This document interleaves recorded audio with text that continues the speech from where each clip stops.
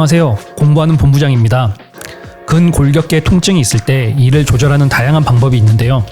오늘부터 병의원에서 사용하는 여러 비수술적 치료 방법을 정리해 보도록 하겠습니다. 얼마 전에 발바닥 통증으로 병원에 갔더니 진통제를 처방받았던 친구에게 연락이 왔습니다. 다른 근본적인 치료 없이 진통제만 주던데 이것이 치료가 되나? 하는 질문을 하더라고요. 실제로 임상에서 환자분들을 보다 보면은 주는 약이 단순히 진통제예요? 하는 질문을 하시곤 그냥 그러면 진통제 필요 없어요 하고 그냥 가시는 분들도 있습니다. 얼핏 생각하기에도 진통제는 그저 통증만 줄여주는 것 같은데 이것이 과연 치료가 될까요? 일단 이를 위해서는 우리 몸에서 느껴지는 통증의 원인인 염증에 대해서 공부할 필요가 있습니다.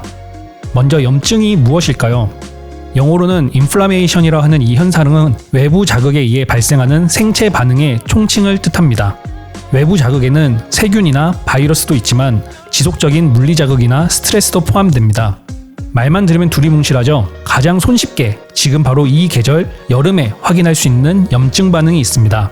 바로 모기 물림입니다. 자, 모기 물리면 어떻게 되죠? 붓고, 가렵고, 빨개지고, 열이 납니다. 이 네 가지가 급성 염증의 대표 증상입니다. 모기에 물렸다는 생물학적, 화학적, 물리적 자극이 몸의 세포를 손상시키고 그때 나온 여러 물질들이 그러한 반응을 유도하는 것입니다. 자, 그럼 모기 물린 거 말고 다른 예를 또 들어보겠습니다.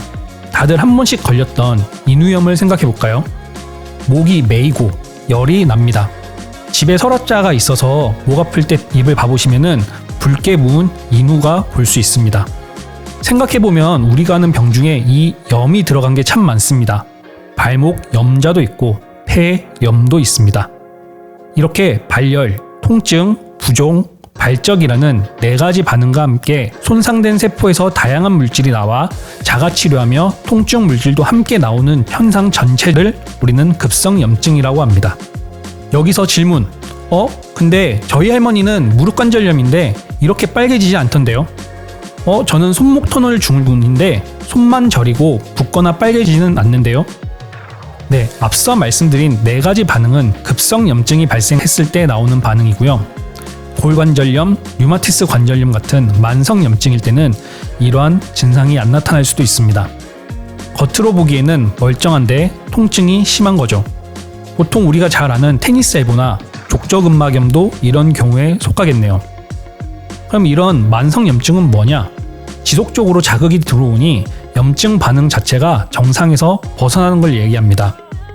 우리가 같은 일을 반복하면은 짜증도 나고 의욕도 떨어지고 그러다 보면 어느 순간 쭉 퍼지게 되는 경험을 한 번씩 해보셨을 겁니다. 우리 몸도 마찬가지입니다. 어느 순간 에이씨 나 안 해 라고 보이콧하는 것처럼 급성 염증 반응이 일어나지 않고 같은 반응이 여러 번 되면서 유착이나 섬유화 등이 동반되고 이것이 통증의 원인이 되는 것입니다. 그런데 급성염증이든 만성염증이든 병원에서는 진통제를 처방해 줍니다. 구멍난 독에 물 붓는 것처럼 일시적인 효과만 있을 것 같은데 왜 이렇게 치료를 하는 걸까요?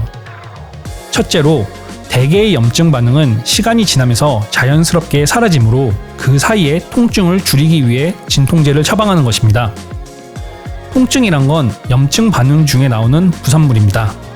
손상된 조직에서 서브스탄스 P나 히스타민, 브라디키닌 같은 물질을 내보내면서 뇌에게 나 아파, 그러니 잘 봐줘, 나 좀 신경 써줘 하는 신호를 주는 거죠. 하지만 이런 반응은 시간이 지나면서 점점 소실됩니다.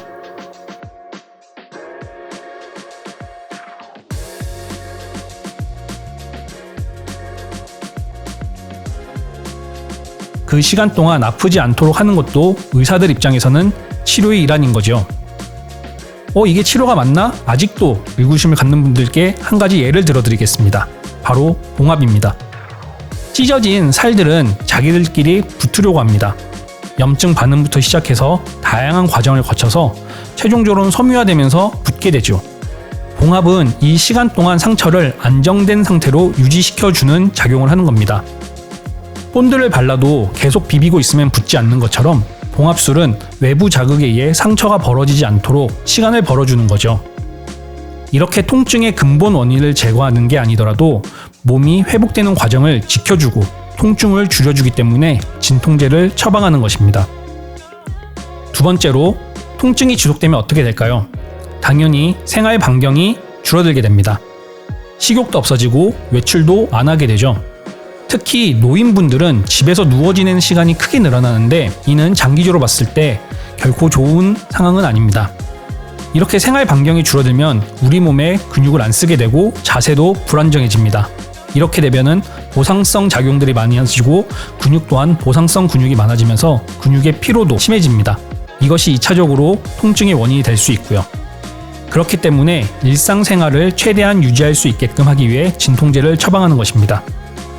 진통제를 처방하는 세 번째 이유, 통증의 원인 파악에 도움이 되기 때문입니다. 심하게 아픈 환자들은 종종 통증 위치나 성격을 정확하게 판단하기 어려워하는 경우가 있습니다.